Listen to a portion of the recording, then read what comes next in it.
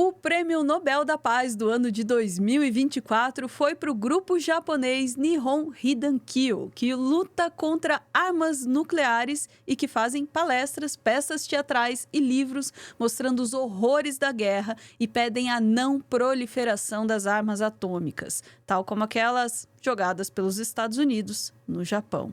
Vamos falar mais sobre esse prêmio com o nosso maravilhoso Bruno Silvestre aqui no Plantão do Meteoro. Bora lá!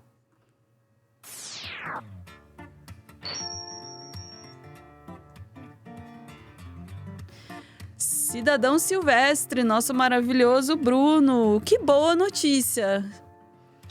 Pois é, Ana, muita coisa eu acho que levou à entrega desse Prêmio Nobel da Paz. Acredito que o filme de Oppenheimer e também documentários, né, sobre essa matéria tenham levado a se entender qual é a relevância dessa matéria, a relevância desse caso. Eu tenho comigo que quando você perde uma guerra, você tem a história escrita pelos vencedores, certo? E o que acontece nesse caso? Quando a gente fala, às vezes, de bomba atômica de Hiroshima e Nagasaki, na verdade, parece que as bombas são dessas cidades. E que elas teriam criado essas bombas. Quando, na verdade, são bombas atômicas jogadas pelos Estados Unidos nessas duas cidades e devastaram as duas. Eu tive a honra de poder estar nas duas cidades, no Memorial da Paz, lá em Hiroshima, e fui ao Museu da Paz que existe lá. Dói o coração entrar lá, juro para vocês. E o que eu quero dizer é, quando a gente diz que os Estados Unidos jogaram essa bomba atômica, isso é importante em termos semânticos e em termos sociais, para a gente entender que quem comanda, as potências que comandam o mundo, elas devem refletir sobre as suas ações. Porque o Japão tem uma Constituição hoje que é a mesma de 47, em que tem lá a rendição total. O Japão não pode ter exército. Mas adivinha quem é que está estimulando o Japão hoje a comprar armas? Os próprios Estados Unidos. Então, eu, por exemplo, sou um dos defensores do artigo 9º da Constituição japonesa, que fala justamente de só ter forças de autodefesa. Se todos os países no mundo se preocupassem só em ter autodefesa e não expansionista, a gente teria uma situação muito menos belicosa como nós temos atualmente. E aí eu queria passar, então, a matéria, né, para a gente dar uma lida nela, e daqui a pouco eu falo um pouco mais também do que eu conheço dessa associação. Bora lá, vamos lá. Uma boa notícia para variar aqui, né? Nobel da Paz de 2024 vai para o grupo japonês Nihon Hidankyo. Eu tô tentando falar corretamente, que luta contra armas nucleares. A organização é formada por sobreviventes das bombas de Hiroshima e Nagasaki. O prêmio foi lembrete ao mundo dos riscos do uso de armas nucleares em momento de escalada de guerras no mundo, disse Comitê do Nobel. Matéria por Luísa Belchior no G1. Tá lá. O começo ele já é a mesma apresentação que a gente já viu, vou continuar lá. A escolha que surpreendeu analistas e casas de apostas do Nobel, vou te contar também, né? Foi motivada pela escalada de guerras no mundo, como as da Ucrânia, Oriente Médio e Sudão, acompanhadas de ameaças crescentes de uso de armas nucleares. Também conhecida como Hibakusha, é isso, Dr. Bruno? Sim. A organização premiada é um movimento popular de sobreviventes das bombas atômicas de Hiroshima e Nagasaki. Em 1945, os Estados Unidos lançaram as bombas sobre as duas cidades japonesas, matando entre 120 mil e 200 mil pessoas e marcando o fim da Segunda Guerra Mundial. Foi a única vez em que armas nucleares foram usadas durante guerras e conflitos no mundo. O Comitê do Nobel disse que a decisão foi um lembrete ao mundo atual de que essas armas não devem ser usadas nunca mais. Exato, Ana. Isso é importante a gente dizer, né, que realmente foi a única vez em que as bombas atômicas foram usadas onde existem seres humanos. Obviamente que a União Soviética, na Guerra Fria, mostrou o impacto da sua bomba em locais desertos.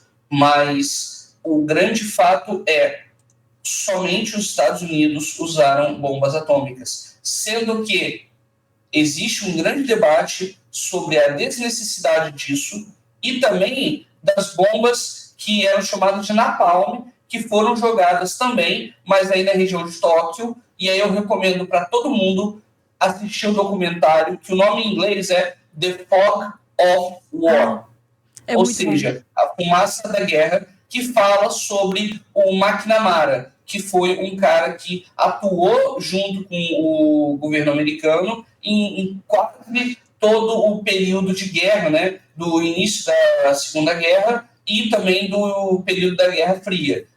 Então, ele faz meio que um epitáfio, né, já está no fim da vida, e fala algumas coisas, talvez até por arrependimento e por dor daquilo que ele causou com as suas ações. O grande problema que a gente tem que entender aqui é que existem funções que a gente tem que ter na nossa vida. E eu tive a honra de assistir a peça feita pelos 3 sobreviventes de Hiroshima aqui do Brasil. Existem outros, mas esses 3 se juntaram e fazem uma peça. E nessa peça eles contam a história do nascimento deles, como é que as coisas aconteceram. É muito impactante e é muito sensível você entender aquilo. O senhor Morita, inclusive, que foi um desses 3, ele faleceu esse ano, infelizmente, com 100 anos, mas a mensagem que eles passam é justamente essa. A gente não pode achar que a guerra ela é um caminho correto, e a gente não pode achar que bombas atômicas e que agentes nocivos que destroem toda a humanidade, toda a fauna e flora em volta, isso é possível. A gente tem que parar com isso. Então, esse Nobel da Paz, ele vem em um momento muito adequado.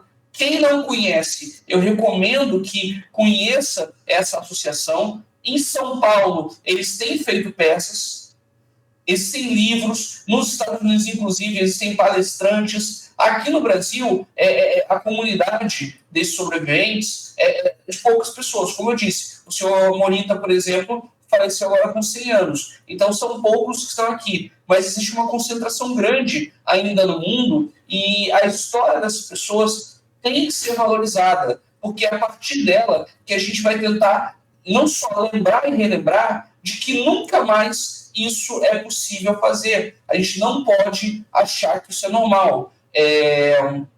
Recomendo às pessoas assistirem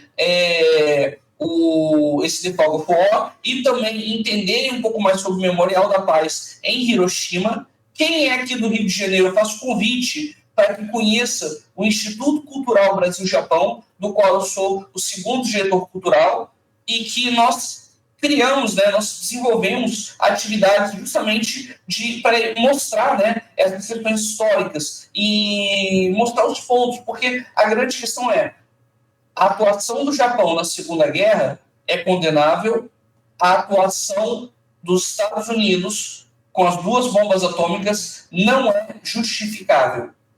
Então a gente tem que saber separar as coisas e a gente tem que criticar cada uma das atitudes e a gente tem que entender o que acontece, quais são as consequências disso.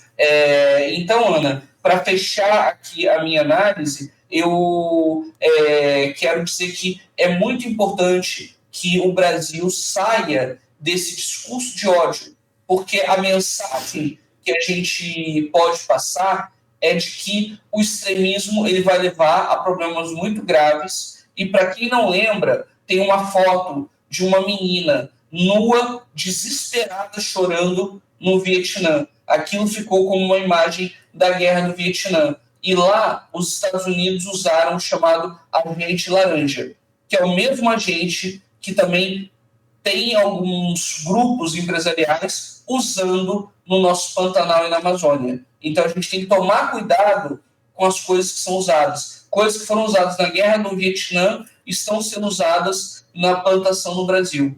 E para a gente entrar, seja o Brasil, eu acredito que não, mas para um desses países que tem a bomba atômica, usar uma delas é um pulo diante da intolerância que a gente tem vivido no mundo. Bruno, muito obrigada por falar desse assunto e por trazer essa perspectiva tão importante. Sabe, isso é uma coisa que sempre me incomodou muito.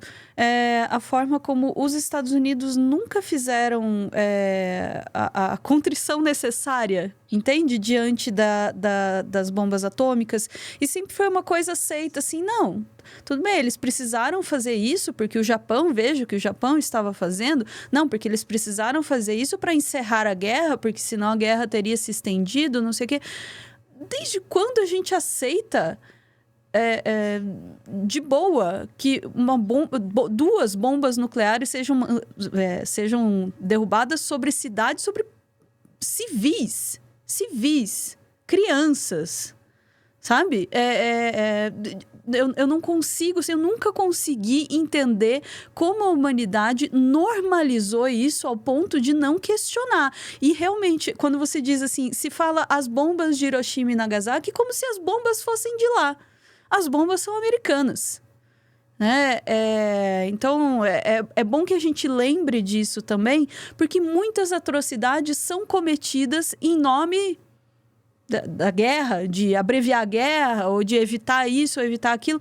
Muitas atrocidades, a gente está vendo hoje, né? Quanta atrocidade já não está sendo cometida também, em nome de vencer guerra, né? E vamos passando por cima de toda a humanidade, de todo traço sabe? De empatia e de humanidade que possa existir na gente e normalizar matar criança, matar pessoas inocentes. Por que não? Porque faz parte da guerra, é dano colateral. É difícil aceitar isso, né? Exatamente. É por isso que a gente tem que alterar essa narrativa e alterar esse estímulo ao ódio. Exatamente. Eu acho que esse Nobel da Paz ele é muito importante e eu recomendo que as pessoas peguem o nome da associação e vão correr atrás do conteúdo deles. Porque muito mais do que eu falando aqui para vocês, algo que eu vi, que eu presenciei, vocês assistirem, vocês terem acesso, vocês consumirem essa cultura, vocês vão ver o peso. Uma coisa é eu dizer para vocês que uma das coisas bonitas da peça é quando eles pegam um tsuru e soltam no chão e faz um barulho. Isso é uma coisa. Vocês experimentarem isso, entenderem o que acontece na peça, entenderem tudo aquilo que envolve o assunto, faz com que vocês tenham essa cultura. Então, vamos consumir cultura, vamos consumir elementos que não sejam só de Hollywood. Então, vão atrás, gente, é isso que eu posso dizer para vocês, corram atrás de cultura. Quanto mais a gente tiver, mais a gente vai estar preparado para entender essa sociedade do ódio que é desenvolvida dia a dia no nosso país e no nosso mundo. É isso aí, Bruno. Muito obrigada. Ficamos por aqui? Ficamos por aqui. Bora lá. Muito obrigada por ver esse vídeo até o final e por se permitir num mundo de ódio de pensar um pouquinho, eis uma ideia radical sobre paz. Continua sendo uma ideia bastante radical, né? Vou aproveitar esse momento para convidar você a conhecer a nossa TV Cringe Brasil, nosso segundo canal aqui no YouTube. E hoje, às 9 horas da noite, estreia este vídeo aqui, ó. A ideologia escondida no universo Marvel. A gente dá uma olhada aí nesse vídeo com o roteiro da Sofia a respeito das ideias que embasam, assim, essa coisa do filme de super-herói, que parece... Pô, o que pode ter de errado, né? Os heróis são bonzinhos, só querem fazer o bem e proteger a sociedade. Será? Descubra hoje, às 9 horas da noite, na TV Cringe Brasil, mas só se você quiser. Beijo, gente. Chat, voltamos em instantes.